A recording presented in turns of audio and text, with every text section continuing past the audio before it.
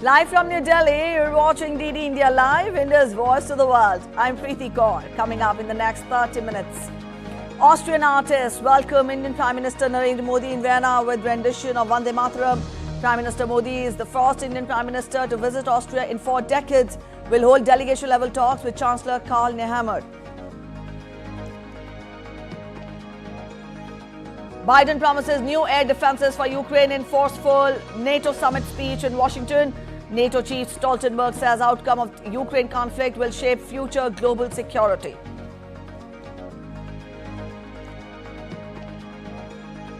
National Samsung Electronics Union in South Korea declares indefinitely strike demanding better pay and benefits. Wonder kid Yamal scripts history as Spain edges France 2-1 to reach Euro 2024 final.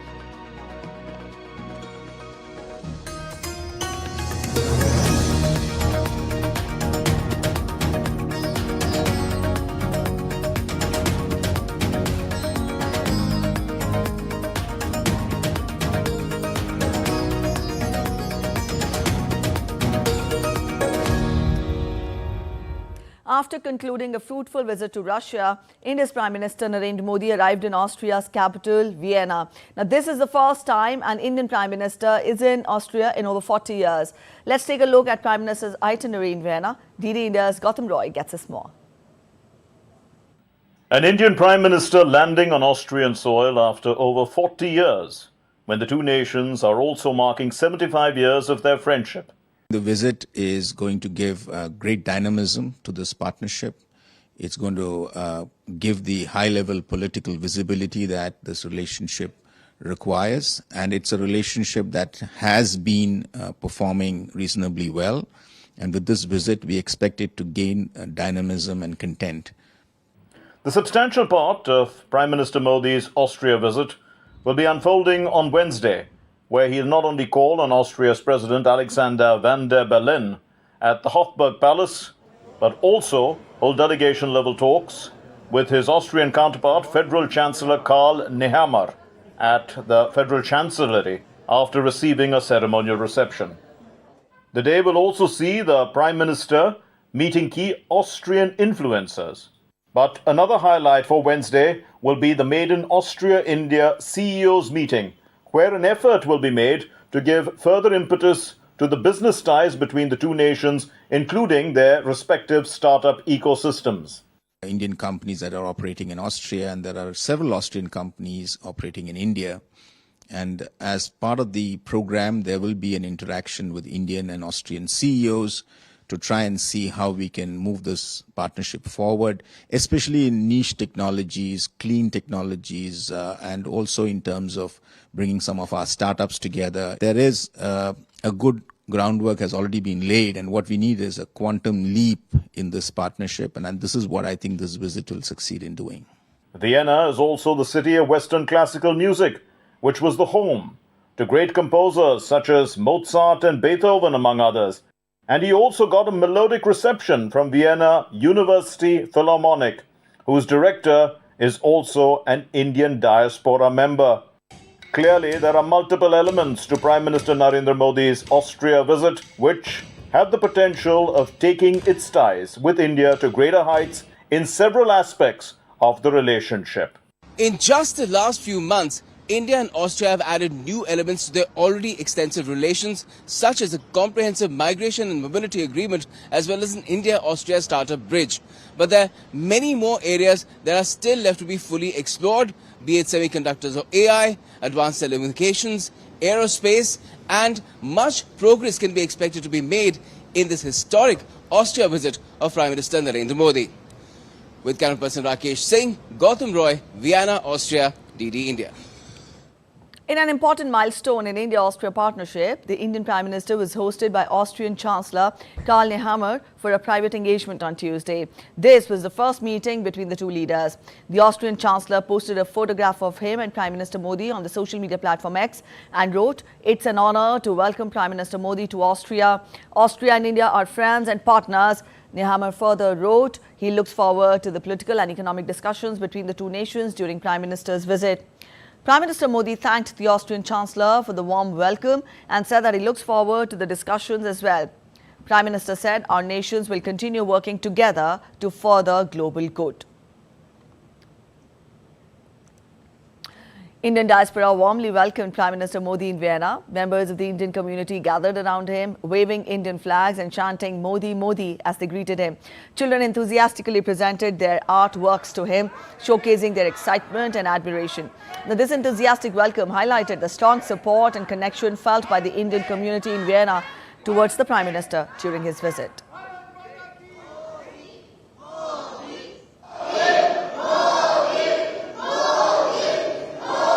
Prime Minister Modi was greeted by Austrian artists singing Vande Mataram. Prime Minister's two-day visit to Austria is the first by an Indian Prime Minister in over 4 decades.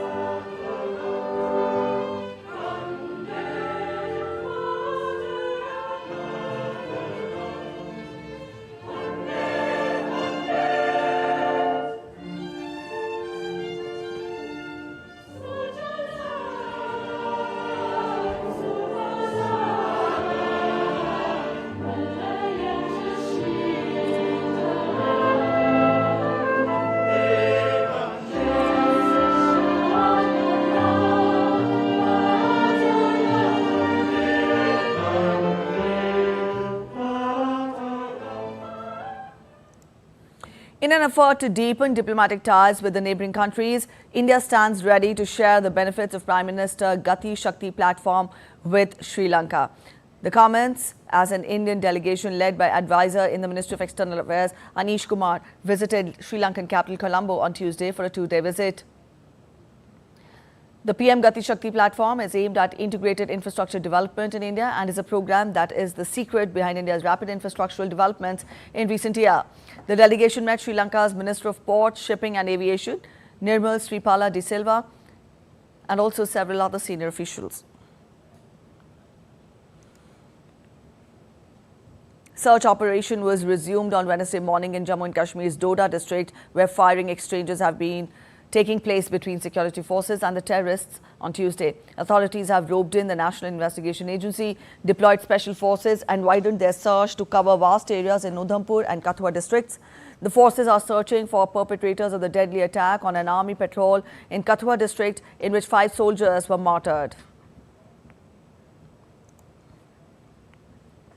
At least 18 people were killed and 19 others were injured after the bus they were travelling in collided with a milk container in North Indian city of Unnao early on Wednesday morning. The double-decker bus was travelling from Bihar's Sitamarhi to Delhi when it rammed into the milk container from the back on the Lucknow-Agra expressway. A probe has been launched into the matter. President of India, Draupadi Murmu, has condoled the loss of lives in the Unnao bus accident and wished speedy recovery to those injured. Prime Minister Narendra Modi has announced an ex gratia of 2 lakh rupees from PM National Relief Fund for the next of each of the killed in the mishap in Unnao. The injured would be given 50,000 rupees. World leaders have gathered in Washington for the NATO Summit as the organization celebrates its 75th anniversary. NATO chief Jens Stoltenberg urged leaders of the Transatlantic Security Alliance to maintain support for Ukraine in its war against Russia's invasion, declaring that the outcome of the conflict would shape global security for decades. The centerpiece of the NATO Summit was set to be new commitments of military and humanitarian aid to Ukraine, as well as a bridge for that war-torn country to join the 32-member alliance. The US and its allies will deliver 5 additional air defense systems to Kyiv, affirming their full support for Ukraine. The announcement came from the US President Joe Biden while awarding NATO Secretary General Jens Stoltenberg with the US's highest honor, the Presidential Medal of Freedom. Nearly 24 allied partners have signed a bilateral security agreements with Ukraine, and more countries will follow. Today, I'm announcing the historic donation of air defense equipment for Ukraine. The United States, Germany, the Netherlands, Romania, and Italy will provide Ukraine with the equipment for 5 additional strategic air defense systems. And in the coming months, the United States and our partners intend to provide Ukraine with dozens of additional tactical air defense systems. NATO chief Jens Stoltenberg announced to have placed an order for Stinger anti-aircraft missiles worth almost $700 million in the name of several member states on Tuesday. Stoltenberg was addressing a gathering of defense industry leaders on the sidelines of the NATO Summit in Washington. The last contract with Stinger missiles was awarded in May 2022 when the U.S. Army contracted $625 million worth of the anti-aircraft missiles to replenish stocks sent to Kyiv, as it is in hot demand in Ukraine, where they have used it in their fight against Russia. The NATO order for Stingers will keep the production line running through 2029. Last year, the NSPA, the Support and Procurement Agency, agreed contracts worth over $11 billion for ammunition and capabilities. And just today, the NSPA signed new multinational contracts for Stinger missiles worth almost $700 million. The grinding Ukraine-Russia conflict is going to dominate private conversations between the leaders of the 32 NATO member countries. NATO Secretary General Jens Stoltenberg appeared with the U.S. Secretary of State Antony Blinken and announced that there will be some decisions on Ukraine during the summit. Members have a full agenda focused on military and financial aid for Ukraine and offering some pathway towards eventful NATO membership for Kyiv. We have NATO coming together for its 75th anniversary here in Washington. Of course, celebrating those 75 years, but more important, focused on today and the following days and making sure that our alliance continues to do what it's done so successfully for 75 years, which is to ensure the defense of its members. Thanks to the Secretary General and his leadership, we have an alliance that is stronger, that is larger, and that is more fit for purpose than it's been, and ready to take on the challenges of this moment. This summit will be a summit where we celebrate the most successful alliance in history, but we're also going to make important decisions for the future on deterrence and defense, on Ukraine, on partnerships in the Asia-Pacific. And of course, none of this would have been possible without the leadership of the United States, of President Biden, of you, to ensure that we have now 32 allies agreeing on all these important decisions we will take during the summit here in Washington. We will make decisions on Ukraine, and I think what we have seen over the last days demonstrates the need to step up our support for Ukraine. Meanwhile, bilateral meeting between U.S. Secretary of State Antony Blinken and Ukrainian Foreign Minister Dmytro Kuleba led to the renewed support for Ukraine. Both the leaders met at the State Department during the three-day NATO summit in Washington, D.C. Well, good afternoon, everybody. It is, as always, a great pleasure to have my colleague, my friend, Dmytro Kuleba here as we start the NATO Summit, a summit that will further strengthen Ukraine's ties to the North Atlantic Treaty Organization and its path to membership. We've done a lot of work in recent weeks and recent months on that, and I think you'll see a very strong package emerge from this summit for Ukraine. More broadly, we've been working closely together to make sure that as things move forward, Ukraine has what it needs to stand strongly on its own feet, militarily, economically, democratically.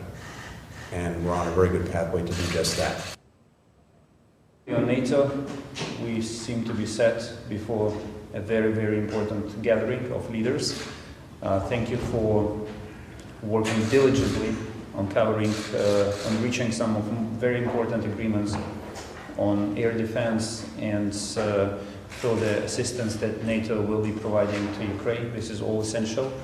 And I'm looking forward to continuing our partnership and friendship and cooperation. Ukrainian President Volodymyr Zelensky urged U.S. political leaders in Washington not to wait for the outcome of America's November presidential election to move forcefully to aid his country against Russia. It's time to step out of the shadows, to make strong decisions work, to act and not to wait for November or any other month to this end. We must be strong and uncompromising all together. And first of all, America. And first of all, the leaders of America. And the President of the United States as the leader of the free world. To be uncompromising in defending democracy, uncompromising against Putin and his coterie, uncompromising to every possible terror. Exactly what all Ukrainians were on the 24th of February 2022. Millions of the people of the world and millions of Americans, exactly what President Biden and the Congress were on the 24th of February. Moscow is closely monitoring the NATO summit in Washington. The Kremlin says NATO has regularly declared its aim to inflict a strategic defeat on Russia on the battlefield and is taking part directly in the Ukrainian conflict on the side of Ukraine. DD India's Dasha Chernishova has more from Moscow. Moscow says it will closely monitor a NATO summit in Washington as the alliance is fighting on Kyiv's side. Russian presidential spokesman Dmitry Peskov said Moscow would follow with the greatest attention the rhetoric at the talks and the decisions that will be taken and put on paper in Washington, all that given NATO's hostile stance towards Russia.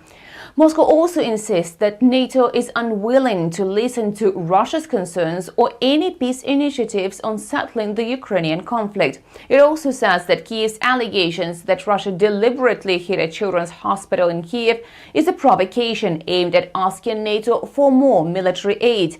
Russia says NATO's aggression has led to the conflict in Ukraine in the first place, and the continuous supplies of weapons is also escalating the tensions. Moscow says that finding a negotiated solution is possible, and Russia has never walked out from the negotiations table. Dasha Chernishova in Moscow, reporting for DD India. You're watching DD India Live. We're heading for a short break. But after the break, amid chaos over Biden's presidential bid, Trump expected to unite the party at the Republican National Convention next week.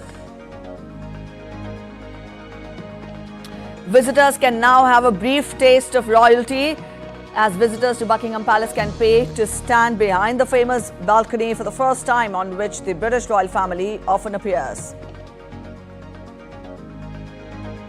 And in Wimbledon, Alcaraz fights back to reach Wimbledon semis.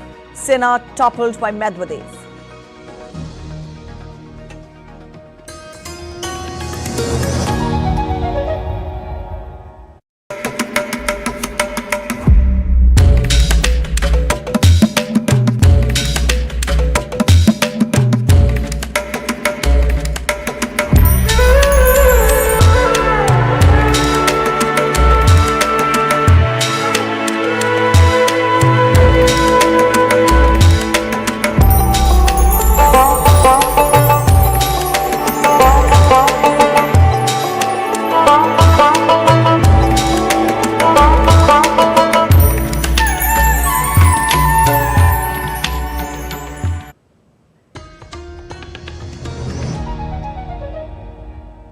Welcome back. After the break, you're watching DD India Live. Let's continue getting you more international updates. Donald Trump is expected to try and move on from his recent convictions and unite the party at the Republican National Convention next week.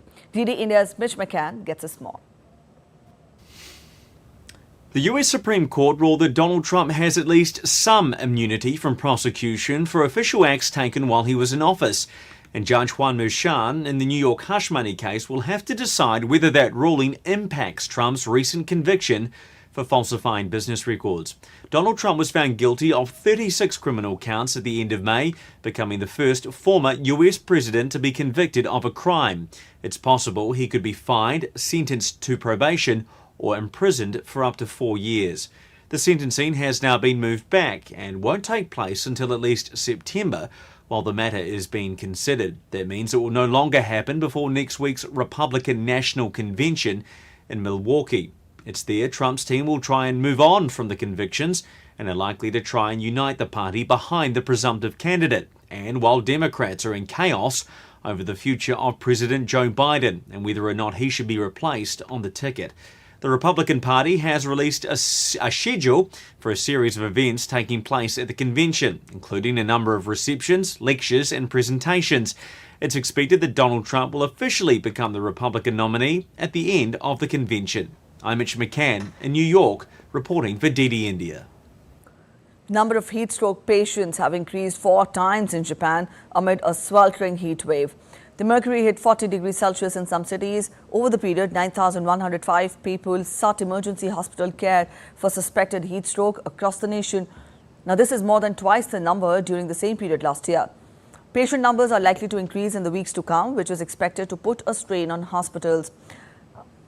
A website has been launched as a preemptive measure to provide heat stroke patient intake estimates for hospitals.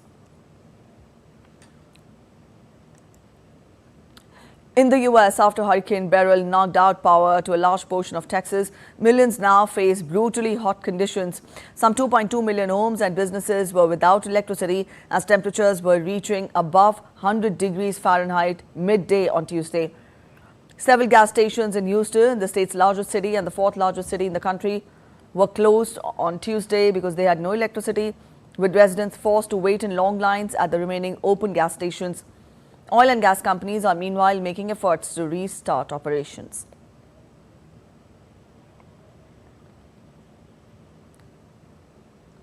Residents of the U.S. city Portland in Oregon experienced heat wave with temperatures reaching almost 40 degrees Celsius on Tuesday.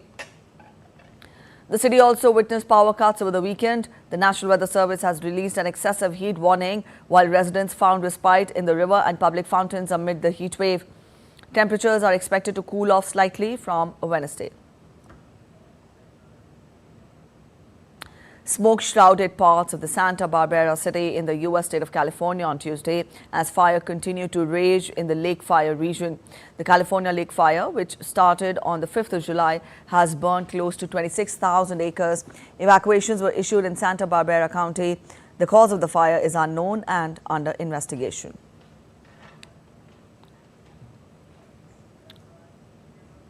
The National Samsung Electronics Union in South Korea declared another indefinite strike in a statement on Wednesday. The statement comes after a 3-day strike kicked off on Monday, demanding better pay packages.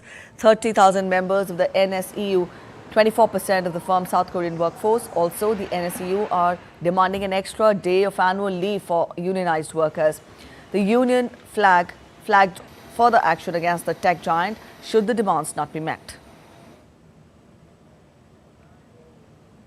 All right, on to sports now. Spain struck twice in 5 minutes in a pulsating first half to secure a 2-1 win over France in the Euro semi-final.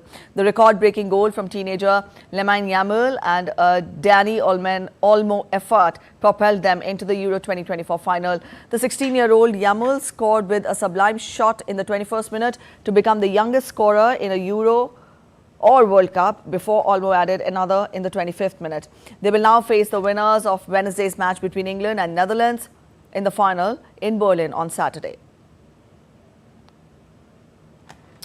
Talking of tennis, defending Wimbledon champion Carlos Alcaraz returned to the semi-finals with an enthralling comeback on Tuesday, having taken his Grand Slam tally to 3 at the French Open last month. Alcaraz pushed on in his quest to retain a major trophy for the first time and cement his big league status by rallying past American Tommy Paul 5-7, 6-4, 6-2, 6-2. Yannick Sinner was heavily backed to succeed at the grass-court Grand Slam, but the ailing 22-year-old came crashing down to earth against 5th seed Daniil Medvedev. Sinner put a brave fight after a timeout due to illness, but the Italian was unable to prevent a 6-7, 6-4, 7-6, 2-6, 6-3 defeat. Jasmine Paolini cruised to a 6-2, 6-1 victory at Wimbledon to set up a meeting with Croatian Donna Vekic, who ended the extraordinary run of qualifier Lulu Sun. Vekic had serious doubts about the durability of her knee after surgery in 2021 and considered quitting, but she now finds herself in a maiden semi-final on the grandest stage. India will aim to take the lead in the series when they lock horns with Zimbabwe in the third T20 international cricket match in Harare today. Recovering from a shock 13-run defeat in the opening game, India responded with a thumping 100-run win over the hosts in the second match. The win helped India level the series 1 each. India are likely to ring in some changes in the playing 11 as World Cup winning trio Yashasvi Jaiswal, Sanju Samson and Shivam Dube have joined the squad. The young Indian team will now look to continue the winning momentum and emerge victorious in the remaining matches to seal the series on away soil. The last 2 T20 matches will be played on July 13th and 14th. India marks a significant milestone with just 50 days remaining until the Paris Paralympics, celebrating the spirit and determination of its para-athletes who are set to make their mark on the global stage. The event, held in New Delhi on Tuesday, brought together esteemed guests, dignitaries and athletes who shared their excitement and readiness for the upcoming Games starting 28th of August 2024. Key athletes Ashok and Mona Agrawal were also present, showcasing their readiness and determination ahead of the Paralympics. And changing track from sports now, visitors to the Buckingham Palace in London this summer will get to stand behind the famous balcony for the first time, on which the British royal family often appears. Ticket holders will also be able to go inside the famous yellow drawing room. Already sold out, it's expected to be accessible to the public again in 2025.